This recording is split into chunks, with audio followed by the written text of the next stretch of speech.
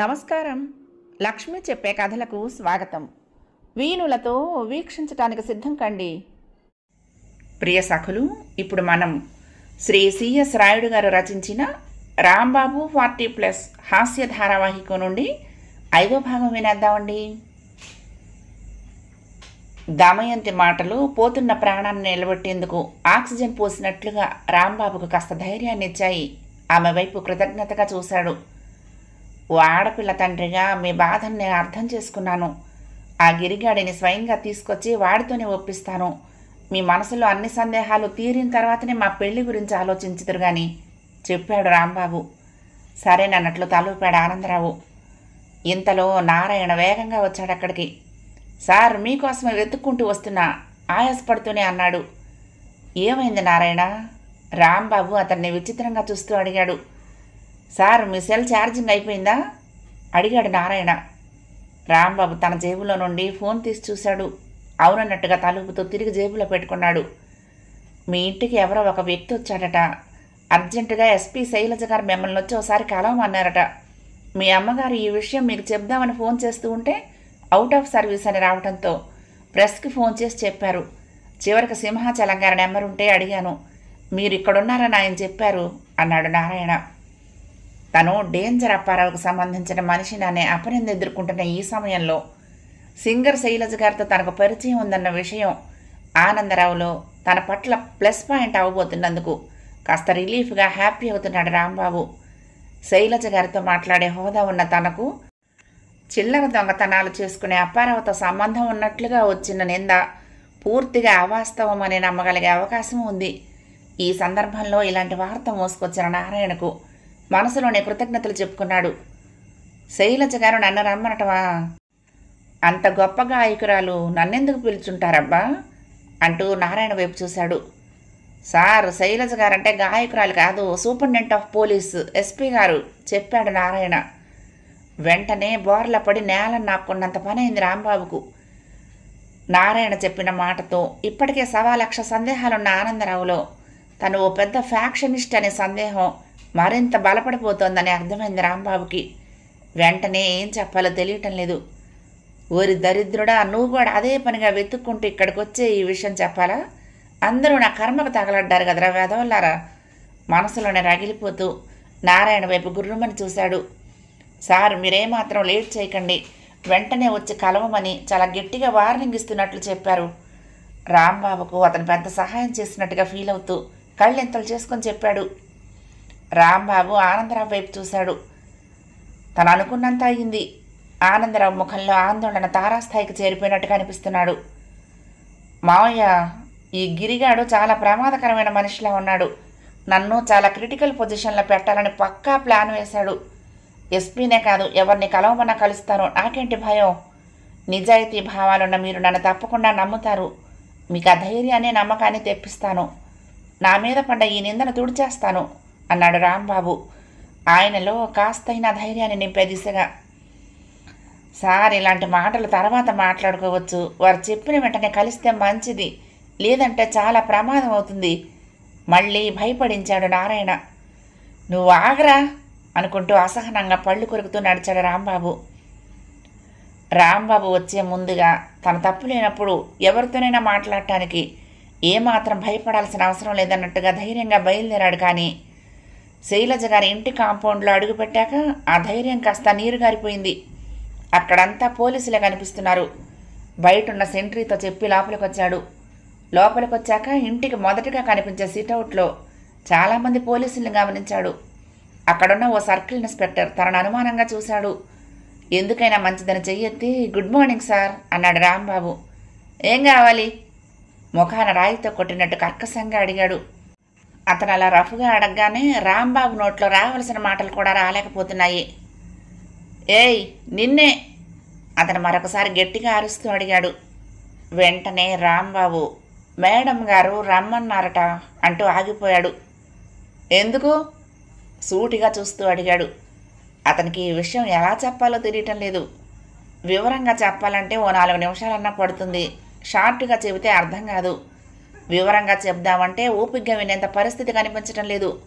అతని ముఖంలో ఆవాలు వేగుతున్నట్టుంది. ఇంకేం చెప్పగలడు? వీరిద్దరి మాటలు విన్న మరో వ్యక్తి, ఏ మిస్టర్, నీ పేరేంటి అని అడిగాడు. రాంబాబు సార్. అతని వైపు తల తిప్పి చెప్పాడు. వెళ్ళు, ఓసారి మేడం గారిని కలువు చెప్పాడు ఆ వ్యక్తి మేడంని కలవటానికి వెళ్లాల్సిన దారిని చూపిస్తూ. అమ్మయ్యా అనుకుంటూ ఓసారి ఫ్రీగా ఊపిరి పీల్చుకున్నాడు. ఎవరితను, ఏ పని మీద వెళ్తున్నాడు అడిగాడు సర్కిల్ ఇన్స్పెక్టర్ అతన్ని. ఇతన డేంజర్ అప్పారావుకు చాలా దగ్గర మనిషిలే అంటూ తిరిగి రాంబాబు వైపు చూసి, నువ్వు వెళ్ళవయ్యా చెప్పాడు విసుగ్గానే.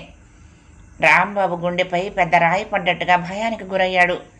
మెల్లిగా బలహీనంగా చూస్తూ అడుగులేయటం మొదలుపెట్టాడు. ఆమె గది బయట ఉన్న మరో వ్యక్తికి తను వచ్చిన పని గురించి చెప్పాడు. అతను లోపలికెళ్ళి ఆమెను ఒకసారి అడిగి వెళ్ళమన్నట్టుగా తాలూపాడు. శైలజ ఫైల్స్ చూసుకుంటోంది. ఓసారి తలెత్తి చూసి మళ్ళీ అదే పనులు నిమగ్నమైంది. నమస్కారం మేడం. 2 చేతులు ఎత్తి నమస్కరించాడు వినయంగా. ఆమె అప్పుడే స్నానం చేసి వచ్చినట్టుగా వెంట్రుకలు విరబోసుకునింది. ఆరెంజ్ కలర్ శారీలో ₹100 నాణ్యం పరిమాణంలో పెట్టుకున్న ఎర్రటి బొట్టును చూస్తూ ఉంటే రాంబాబుకి ఎక్కడా లేని భయం మొదలైంది.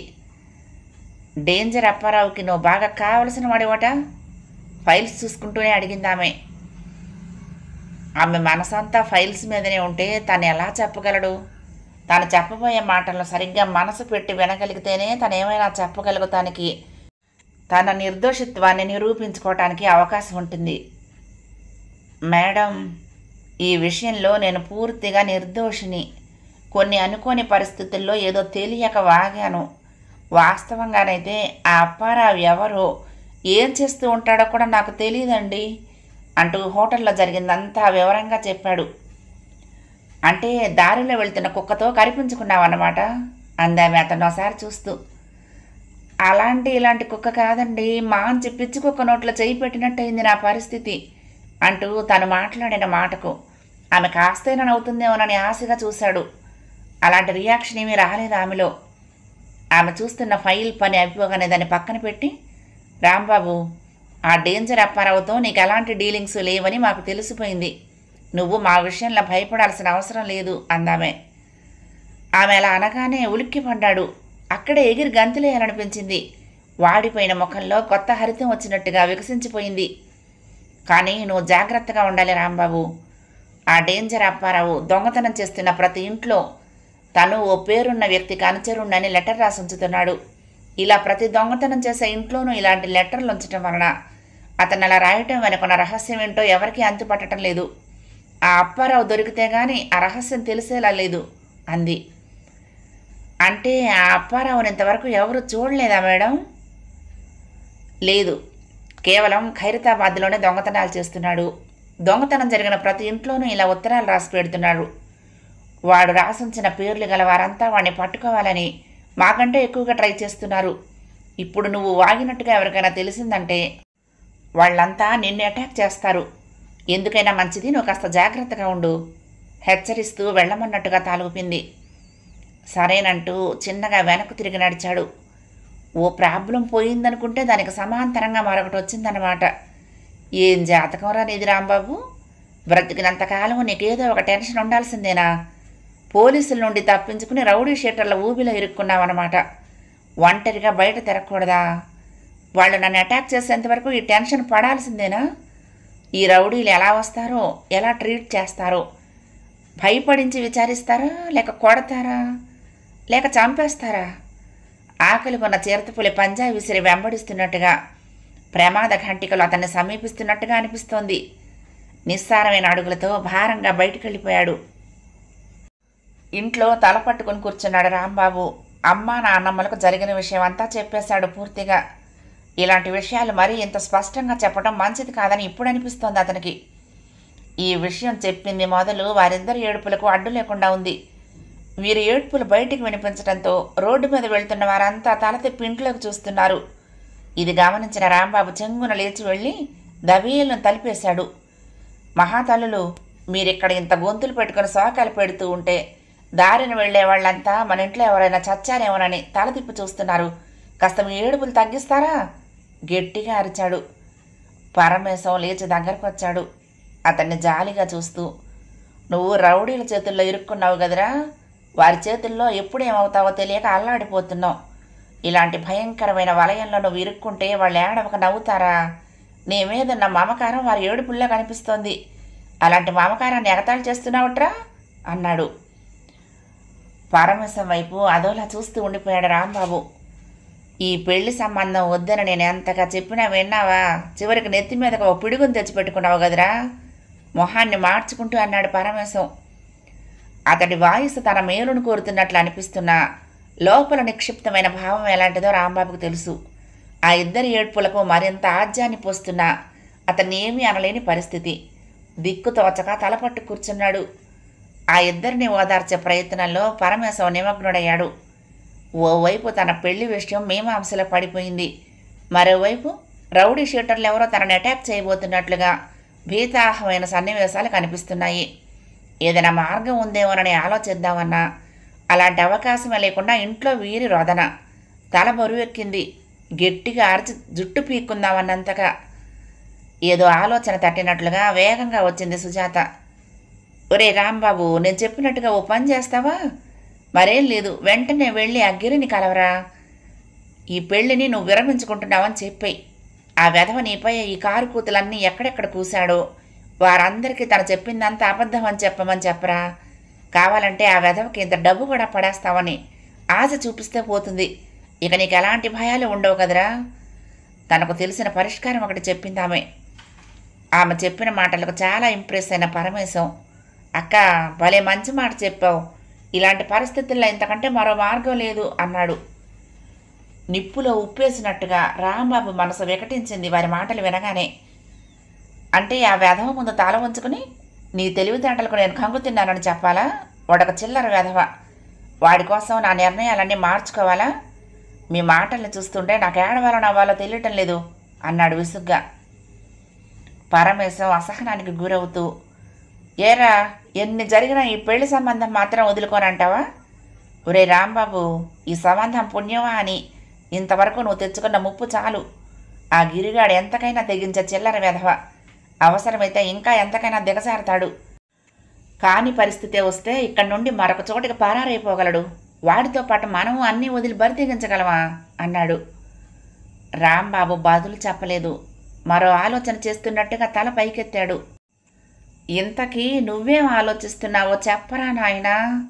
భయపడుతూనే అడిగింది జయమ్మ. తన మనసులోని నిర్ణయాన్ని అక్కడున్న వారెవరికి చెప్పదలుచుకోలేదు. కామ్గా కూర్చున్నాడు. రాంబాబు, ఈ విషయంలో నువ్వు లేనిపోని ఎమోషన్కు గురవుతున్నావు. తేలు పరిమాణంలో మనిషి కన్నా చాలా చిన్నది. అంత మాత్రాన దానితో చెలగట్టం మంచిది కాదు హెచ్చరించాడు పరమేశం. మావయ్య మంచి తెలివితేటలతో చాలా చక్కగా ఆలోచించి మరీ చెప్తున్నావు. తేలు ఎక్కడో ఉంటే దాంతో మనకు పని లేదు. కానీ ఇప్పుడు అది మనల్ని కాటేసే ప్రయత్నం చేస్తున్నప్పుడు మనం చేతులు కట్టుకుని ఉండగలమా? భయపడేవారు బ్రతికినంతకాలము భయపడుతూనే ఉంటారు. సాధించుకునేవారు ఎలాగైనా సాధించుకుంటారు. ఏ మనిషికైనా శక్తి సామర్థ్యాలు ధైర్య సాహసాలు పూర్తిగా ఉండవు. ఇప్పుడు నువ్వు అన్నట్టుగా బెదిరిపోయి చేతులు కట్టుకుంటే రేపు మరొక విషయంలో మరొకడు వస్తాడు. అప్పుడు ఇలాగ సర్దుకుపోగలవా? చితి మనిషిని చచ్చాక ఒకసారే కాలుస్తుంది, కానీ చింత మనిషిని చచ్చేంత వరకు కాలుస్తూనే ఉంటుందంటారు. ఈ విషయంలో ఎవరూ ఏ చింతలు పెట్టుకోవలసిన అవసరం లేదు. తనదైన శైలిలో స్పందించాడు రాంబాబు. జయమ్మ రాంబాబు దగ్గరకు వచ్చింది. అతని మనసులోని బాధని అర్థం చేసుకుని లాలనగా తల నిమురుతూ, ఒరే నాన్న, ఆ పిల్లని చూడగానే నేను ఎంతో సంబరపడ్డానురా. మహాలక్ష్మిలా ఉన్న ఆ పుత్తడి బొమ్మను మన ఇంటి కోడలుగా తెచ్చుకుంటున్నందుకు మీ అందరికంటే నేనే ఎక్కువ సంతోషించాను. నాకు మాత్రం ఆ పిల్లను వదులుకోవటం ఇష్టమా? కాదంటే ఆ అమ్మాయిని మన ఇంటి కోడలుగా అనుకున్న తర్వాతే ఇదంతా జరిగింది. ఇలాంటి ప్రమాదకరమైన పరిస్థితిని మనం ఏనాడైనా చూసామా? ఎందుకు ఆ పిల్ల మన ఇంటికి అంటూ మరేదో చెప్పబోయిన ఆమె మాటకు అడ్డు తగిలి, అచ్చుబాటు కాలేదు అంటావు అంతే కదా బామ్మ నువ్వు చెప్పబోతుంది అడిగాడు రాంబాబు. అవునన్నట్టుగా తాళాడించింది ఆమె ఇబ్బందిగా. చిన్నగా నవ్వాడు రాంబాబు. రాంబాబు, పెద్దవాళ్ళు ఏం చెప్పినా నీకన్నీ తమాషాల్లో ఉంటాయి. నీ పిచ్చి నీదే కానీ పెద్దవారి మాటలు పట్టించుకోవు. ఇక్కడ ఇంతమందిని చెప్తున్నా ఆ పిల్లను మాత్రం వదులుకోనంటావా? పరమేశం నిలదీశాడు. రాంబాబు మరొకసారి నవ్వుతూ, నానమ్మ, నిజంగా ఇలాంటి సెంటిమెంట్ని అంత గట్టిగా నమ్ముతూ ఉంటే అసలైన విషయం చెప్తాను, వింటావా? నాకు ఈ ముప్పు వచ్చే రోజు ఉదయాన్నే లేవగానే అందరికంటే ముందుగా పరమేశం మావయ్య మొహం చూశాను. ఆ రోజే అనుకున్నాను నాకేదో జరుగుతుందని. ఇప్పుడు ఇతగాడిని ఏం చేస్తారో చెయ్యండి అంటూ విసురుగా బయటికి వెళ్ళిపోయాడు. గతుక్కుమన్నాడు పరమేశం. సాయంత్రం 6 గంటలైంది. ఆకాశంలో మేఘాలకు టైఫాయిడ్ జ్వరం వచ్చిందేమోనన్నట్లుగా ఉదయం నుండి విడిచి విడిచి కురుస్తున్న వానతో నేలంతా బురదగా మారిపోయింది. చాలా జాగ్రత్తగా అడుగులేసుకుంటూ వస్తున్నాడు సింహాచలం. తన ఇంటి దగ్గరకు వచ్చాక ఇంట్లో పాత్రలు విసిరేస్తున్నట్టుగా శబ్దాలు రావటంతో గుండె మీద చేతులు పెట్టుకుని భయంగా అక్కడే ఆగిపోయాడు. ఇంట్లో తన భార్య రత్నాలు నిప్పులో వేసిన ఉప్పు కలులా చిట్టపట్టలాడిపోతోంది. ఆమె కోపం చల్లారిన తర్వాత వెళితే బాగుంటుందనిపించి జేబులో నుంచి ఓ పాలిథిన్ కవర్ తీసి నెత్తికి తొడుక్కుని కురుస్తున్న చినుకుల్లో ఓ పక్కగా వచ్చి నుంచున్నాడు. అక్కడి నుండి తన ఇంట్లో ఏం జరుగుతుందో కనుక్కోవాలని అటు ఇటు తల తిప్పి చూశాడు. వర్షం పడుతూ ఉండటంతో ఏ ఒక్కరూ వీధిలో కనిపించడం లేదు. ఇంతటి నిర్మానుష్య వాతావరణం అతని గుండె వేగాన్ని మరింత పెంచుతోంది. ఈ పరిస్థితిలో ఒకవేళ రత్నాలు తనను చావబాదితే విడిపించడానికి ఒక్కరూ కనిపించడం లేదు అతనికి. భారమంతా భగవంతుడిదే అన్నట్టుగా అలాగే బిక్కుబిక్కుమంటూ చూస్తూ ఉండిపోయాడు. చూస్తూ ఉండగానే వాకిట్లో ఉన్నట్టుండి భార్య వచ్చి నుంచోటం గమనించాడు. ఆమె వచ్చిన మరు క్షణంలోనే ఆకాశం ఉన్నట్టుండి బద్దలైందేమో అన్నట్టుగా పెద్ద ఉరుము ఉరిమింది. ఏంటి అక్కడి నుంచినావు? పెద్ద గాళ్ళు వచ్చేట్టున్నాయి, త్వరగా వచ్చేయి, లేకుంటే నీకోసం ఆ వీధులెంబడి వెతకాల్సి వస్తుంది. రాబోయే గాలులకు అతను ఎగిరిపోతాడన్నట్టుగా వ్యంగ్యంగా చమత్కరిస్తూ అందామే. ఈ మాటను ఎవరైనా విన్నారేమో అన్నట్టుగా సింహాచలం చుట్టూ తలతిప్పి చూశాడు. చిన్నగా అడుగులేసుకుంటూ దగ్గరగా వచ్చి, ఇలాంటి జోక్స్ అలా పబ్లిక్గా వేస్తావేంటే? ఎవరైనా వింటే అవమానం కదే. నీ మొగుడికి అవమానం జరిగితే నీకు మాత్రం అవమానం కాదా? చిలిపిగా నవ్వుతూనే అన్నాడు, ఆమెలోని కోపాన్ని పోగొట్టాలనే ఆలోచనతో. అతని ప్రయత్నం ఏమాత్రం పనిచేయలేదు. రత్నాలు గుడ్లురిమి చూస్తోంది. అలాగే విపరీతమైన ఆ లావుపాటి మనిషిని చూస్తే సహజంగా ఎవరికైనా భయం వేస్తుంది. తరచూ ఆమె చేతిలో దెబ్బలు తినే సింహాచలానికి ఆమెలోని కోపం అంటే గతంలో తగిలిన పాత దెబ్బలన్నీ గుర్తుకొస్తాయి. ఇప్పుడు ఏం చేస్తుందోనని బిక్కుబిక్కుమంటూ ఉన్నాడు. ఆమెకు అందుబాటులో వస్తువులు ఏమైనా ఉన్నాయేమోనని అటు ఇటు చూస్తున్నాడు. ఏంటయ్యా నువ్వు చేసిన పని? ఆ కిరాణా షాపు వెధవా ఈరోజు మొన్నింటికి 3 సార్లు వచ్చెళ్ళాడు. నీ పాటికి నువ్వు హాయిగా పొద్దున పోతావు, చీకటి పడ్డాక వస్తావు. వాడితో నేను మాటలు పడాలా? వాడికి ఇస్తానని నువ్వు చెప్పిన టైం కూడా అయిపోయింది. నానా మాటలు అంటూ ఉంటే నేను పడాలా? నిలదీసింది రత్నాలు. రత్నాలు ఇద్దామని అనుకున్నానే, కానీ అనుకోకుండా డబ్బు రావటం కాస్త లేట్ అయిందే, సర్దుబాటు చేస్తున్నట్టుగా గోముగా చెప్పాడు. నువ్వేమో నవ్వుతా చెప్తున్నావు. ఆ దరిద్రపు వెధవకు నేనెలా జవాబు చెప్పాలి? ఈరోజు ఏమైనా కానీ వాడికి డబ్బు కట్టాకే లోపలికి రా అంది. లేదంటే బయటే పడుండు. బయట వర్షం కదే, ఎట్లా ఉండాలి? అదంతా నాకు తెలీదు. ఊరంతా అప్పులు. చిచ్చి, నువ్వు ఓ మగాడివేనా? ఈ అప్పు కొల నేను పడలేను, నువ్వే పడు. చేదరించుకుందామే. సింహాచలం చిన్నగా నవ్వుతూ, ఓసి నా పిచ్చి రత్నాలు, అప్పు చేయని మగాడు తప్పు చేయని ఆడది బాగుపడ్డట్టు చరిత్రలో లేదు అంటూ రజనీకాంత్లా చేతిని అటు ఇటు రివ్మని తిప్పుతూ ఉండగా అతని చేతిని పట్టుకుని పళ్ళు కొరుకుతూ గుడ్లురుముతూ ఓసారి వెనక్కి తిప్పిందామే. పెద్ద రాయి పడ్డ కుక్క పిల్లలా కెవ్వు కెవ్వుమని ఏడుస్తూ, హోసి నీ అమ్మ గడుపు గాల, ఏంటే ఇలా విరిచచ్చావు? ఏడుస్తూనే అడిగాడు.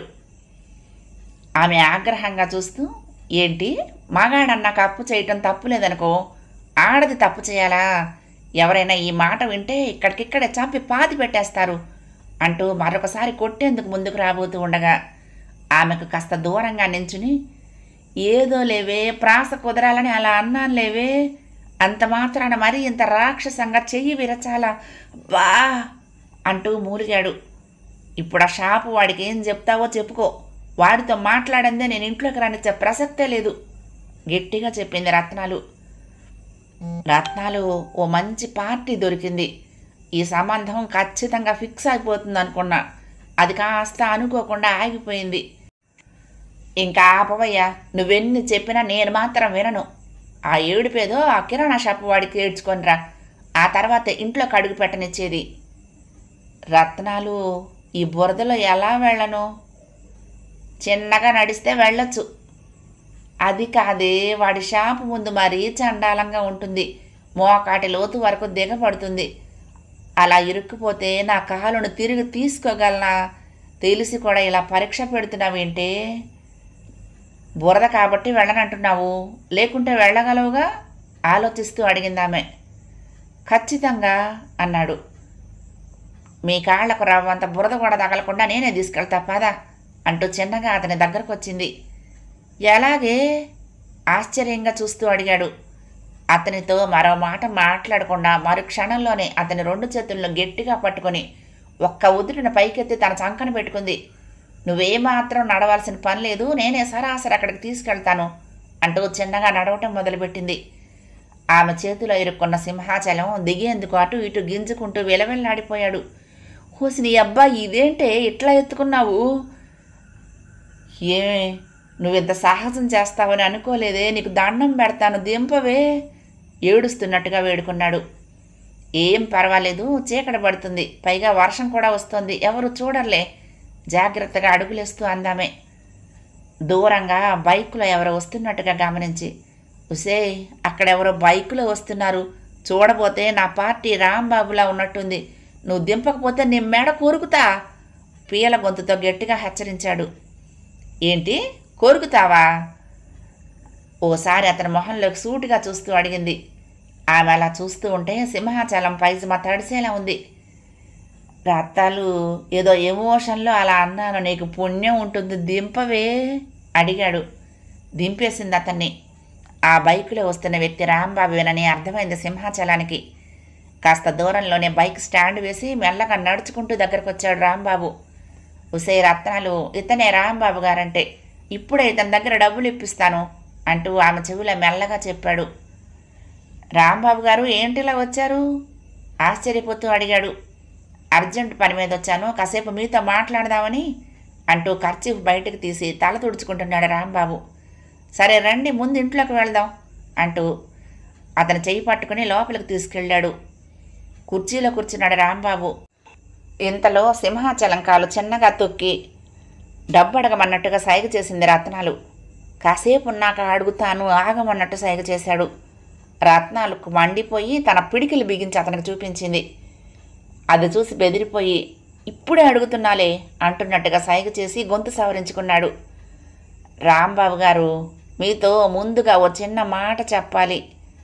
అదే మరి ఈ పెళ్లి సంబంధం వెంటనే కుదిరిపోతుందనే నమ్మకంతో మా కిరాణా షాపు వాడికి ఇవ్వాల్సిన అప్పు కట్టేస్తానని మాట ఇచ్చాను. మన సంబంధం చూస్తే ఇలా అయిపోయింది. అతను మాత్రం ఇంటికొచ్చి పదే పదే అడుగుతున్నట్ట. ఏం చేయాలో దిక్కు తోచడం లేదు, ఇబ్బందిగా అన్నాడు. సింహాచలం గారు, నా టైం బాగోలేక నాకు ఇలా అయ్యింది, నా వల్ల మీరు కూడా సఫర్ కావటం మంచిది కాదు అంటూ జేబులో నుండి డబ్బు తీసి అందులో 4,000 లెక్కించి సింహాచలానికి ఇచ్చాడు. సింహాచలం డబ్బు తీసుకొని ఆశ్చర్యంగా చూస్తూ ఉండిపోయాడు. సింహాచలం గారు, ఈ డబ్బు మీరింతవరకు కష్టపడినందుకే. అన్ని అరిష్టాలను అధిగమించి ఈ పెళ్లి జరిగాక మీకు ఓ గోల్డ్ రింగును చేయిద్దామనుకుంటున్నా చెప్పాడు రాంబాబు. ఆ మాటతో భార్యాభర్తలిద్దరి మొహాలు మెరిసిపోయాయి. ఆ ఆనందంలో పరవశించిపోతూ నోరు తెరవబోతున్న సింహాచలాన్ని గమనించి వెంటనే అతని నోటికి చెయ్యడ్డు పెట్టిందామె. ఆ డబ్బుని రత్నాల చేతికిచ్చి, ఇంతవరకు నా ప్రాణం తీసావు కదే, ఈ డబ్బు తీసుకెళ్ళి వాడి మోహానగొట్టు అన్నాడు ధీమాగా. రత్నాలు పట్టలేని ఆనందంతో వెళ్ళిపోయింది. సింహాచలం గారు, మీ పిల్లలు అంటూ ఆగిపోయాడు రాంబాబు. ట్యూషన్కి వెళ్ళారు, మరో గంట తర్వాత వస్తారు. ఇంతకీ ఆ విషయం ఎంతవరకు వచ్చింది? పోలీసులైతే నా మీద ఎటువంటి అనుమానం లేదని చెప్పారు, కానీ ఆ రౌడీ షీటర్ల విషయంలోనే కాస్త జాగ్రత్తగా ఉండమని హెచ్చరించారు అన్నాడు. రౌడీ షీటర్లు ఏమిటి? ఆ డేంజర్ అప్పారావు దొంగతనం చేయటమే కాకుండా తాను దొంగతనం చేసే ప్రతి ఇంట్లోనూ ఓ లెటర్ ఉంచొస్తున్నాడట. తన పేరు డేంజర్ అప్పారావు అని, తను ఫలానా వ్యక్తికి అనుచరుణ్ణని ప్రతి దొంగతనం చేసే ఇంట్లోనూ రాసి పెడుతున్నాడు. ఇప్పటికట్లా చాలామంది వ్యక్తుల పేర్లు రాశాడట. దొంగతనం చేసింది చాలక ఈ ఫిట్టింగులు ఏంటండి, వాడికి ఏమైనా మెంటలా అన్నాడు సింహాచలం. ఈ మిస్టరీనే ఎవరికీ అంతు పట్టడం లేదు. వీడు రాసిన పేర్లు గల వ్యక్తులంతా ఒక్కసారిగా ఉలికి పడుతున్నారట. ఈ అప్పారావును పట్టుకోవాలని నగరమంతా గాలిస్తున్నారట. వీడి వెనక ఇంత హిస్టరీ ఉందని తెలియక పొరపాటుగా ఏదో వాగాను. ఈ పాటికి ఆ గిరిగాడు వారందరికీ నా గురించి ఉన్నవి లేనివి కల్పించి చెప్తూ ఉంటాడు. వారి నుండి నా మీద ఎప్పుడైనా అటాక్ జరుగుతుందని టెన్షన్గా ఉంది అన్నాడు. ఇదేంటి రాంబాబు గారు, తుఫాను పోయిందనుకుంటే సునామీ వచ్చినట్టుగా ఆ పోలీసుల వేధింపు లేకున్నా కొత్తగా ఈ రౌడీ షూటర్ల బెడదొచ్చి పడింది ఏంటండి? నేను ఆ గిరిగాడి కోసం ఫిల్మ్ నగర్ వెళ్ళాను. నేను వస్తానని ముందుగానే పసిగట్టి అక్కడి నుండి మరో చోటికి మకాం మార్చాడు వాడు అన్నాడు రాంబాబు. మరి ఇప్పుడు ఏం చేద్దామని? ముందుగా దొంగతనాలు జరిగిన ఇళ్లను విజిట్ చేయాలి. వారింట్లో ఉన్న లెటర్లలో ఎవరెవరి పేర్లున్నాయో తెలుసుకోవాలి. తెలుసుకుంటే ఏమవుతుందండి? నేనే స్వయంగా వారిని కలుసుకుంటాను. జరిగిన అసలు విషయం వారికి చెప్పేస్తే సరిపోతుంది. ఈలోగా భగవంతుడి దయ వల్ల ఆ అప్పారావు ఎవరికైనా దొరికిపోతే అసలు సమస్య ఉండదు. రాంబాబు గారు, ఇలాంటి సమయంలో ఇంతకంటే మరో మంచి మార్గం లేదు, కానీ అందరినీ కలవటం కష్టం అనుకుంటా కదండి అన్నాడు. అదే నాకు అనిపిస్తోంది. కానీ మనం ప్రస్తుతానికి చేయగలిగేది ఇంతేగా. లేదంటే ఆ అప్పారావు గారిని మనమే వెతకాల్సి ఉంటుంది. రాంబాబు గారు, ఆనందరావును కలిశాను. ఆయనకు నేను ఎంతగా చెప్పినా ఆయన మనసులో నాటుకున్న భయం తొలగిపోలేకుంది. ఈ ప్రాబ్లం పూర్తిగా సాల్వ్ అయ్యాక ఆయనలో కాస్త ధైర్యం వస్తుంది. ఈ లోపల మీరు ఒక పని చేయాలి. ఓసారి లలనను పర్సనల్గా కలిస్తే బాగుంటుంది. ఎందుకంటే ఆమె మనసులో ఆనందరావులాగా భయం వచ్చి చేరిందంటే ఇక్కడ మనం ఎంత కష్టపడ్డా ఫలితం ఉండదు అన్నాడు సింహాచలం. దాదాపు తన మనసులో ఉన్న విషయమే సింహాచలం ప్రస్తావించడంతో అతని ముఖం ప్రసన్నించింది. అవునండి, ఇకపై నేను ఏ ప్రయత్నం చేసినా ముందుగా లలనతో చెప్పాలి. వీలైతే ఆమె కూడా ఏదైనా సలహా ఇస్తుందేమో చూడాలి అన్నాడు. గుడ్. అసలు ఇంత సమస్య వచ్చింది వాళ్ళ మనిషి వల్లనే. ఈ విషయం వాళ్లకు కూడా పూర్తిగా అర్థమవుతుంది చెప్పాడు సింహాచలం. వస్తానండి అంటూ లేచి బయటకు నడిచాడు రాంబాబు. రాత్రి 12 గంటలు దాటుతోంది. Srinagar colony main road traffic దాదాపు తగ్గిపోవడంతో హాయిగా రిలాక్స్ అవుతున్నట్లుగా నిర్మానుష్యంగా ఉంది. రోడ్డుకు ఇరువైపులా పేక మేడల్లో వెలిసిన అపార్ట్మెంట్స్లో జీరో లైట్లు మాత్రమే నైట్ డ్యూటీ చేస్తున్నట్లుగా స్వల్పమైన కాంతులు. అక్కడక్కడ మురుగుతున్న కుక్కల అరుపులు మినహా మరే చప్పుడు లేకుండా నిశ్శబ్దం రాజ్యం వెళుతున్నట్టుగా ప్రశాంతంగా ఉంది. ఆ మెయిన్ రోడ్డు మీద ఉన్నట్టుండి పెద్ద పేలుడు. అరఫర్లాంగ మేరకు ఆ పేలుడు తాలూకు శబ్దం ప్రతిధ్వనించింది. ఆ పేలుడు సంభవించిన మరుక్షణమే ఆ ఏరియా అంతటా కరెంటు పోవటంతో ఆకస్మికంగా అమావాస్య వచ్చినట్లుగా చిమ్మ చీకటి గుమ్మరించినట్లయింది. బాంబు ప్రేలుడు భయాల నుండి ఇంకా బయటపడిన నగరవాసుల్లో ఆ శబ్దం అప్రయత్నంగానే అదరగొట్టింది. కొన్ని వేల గుండెలు దహవేలమన్నాయి. తమ ఏరియాలోనూ మరొక బాంబు పేలబోతుందన్న భయం అక్కడి జనాల గుండెల్లోకి క్షణకాలంలోనే జొరబడిపోయింది. కొన్ని నివాసాల్లో వెంటనే ఎమర్జెన్సీ లైట్లు వెలిగాయి. మరికొంతమంది ఎమర్జెన్సీ లైట్లు వెలిగించేంత నింబరం లేక ఇళ్ల నుండి బయటకు వచ్చేశారు. వెంటనే పేలుడు సంభవించిన చోట మంటలు రేగుతున్నాయి. చిమ్మ చీకటి అవడంతో చాలా దూరం నుండి ఆ మంటల కాంతి స్పష్టంగా కనిపిస్తోంది. సందేహం లేదు, ఇది ఖచ్చితంగా బాంబు పేలని శబ్దమే. రెండవ బాంబు ఎక్కడ పేలబోతుందోనని అందరూ బిక్కుబిక్కుమని చూస్తున్నారు. బయటకొచ్చి గుండెల్ని అరచాతి పెట్టుకుని గొల్లుమనే కేకలతో అందరూ వీధిలోకి పరుగులు తీస్తున్నారు.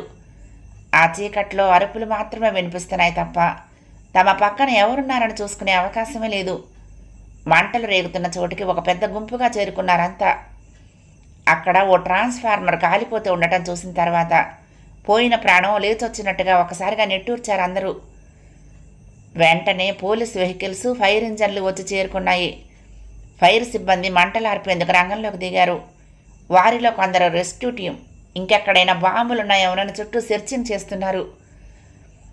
గుంపులు గుంపులుగా గుమిగూడిన జనాన్ని చూసి అసహనంగా కేకలు వేస్తూ కొంతమంది పోలీసులు లాఠీలు తీసుకుని వెంటపడుతున్నారు. అక్కడికి దగ్గరగా ఉన్న ఓ ఇంట్లో ఓ యువతి గట్టిగా కేకలు పెడుతోంది. ఆ దారిని నడుస్తున్న కొంతమంది ఆగిపోయారు. వెంటనే ఆ ఇంటి దగ్గరకు వెళ్ళి బయట నుండే భయంగా చూస్తున్నారు. లోపలున్న ఆమె భయంగా ఏడుస్తూ ఏదో చెప్తోంది కానీ ఒక్క పదం కూడా ఎవరికీ అర్థం కావటం లేదు.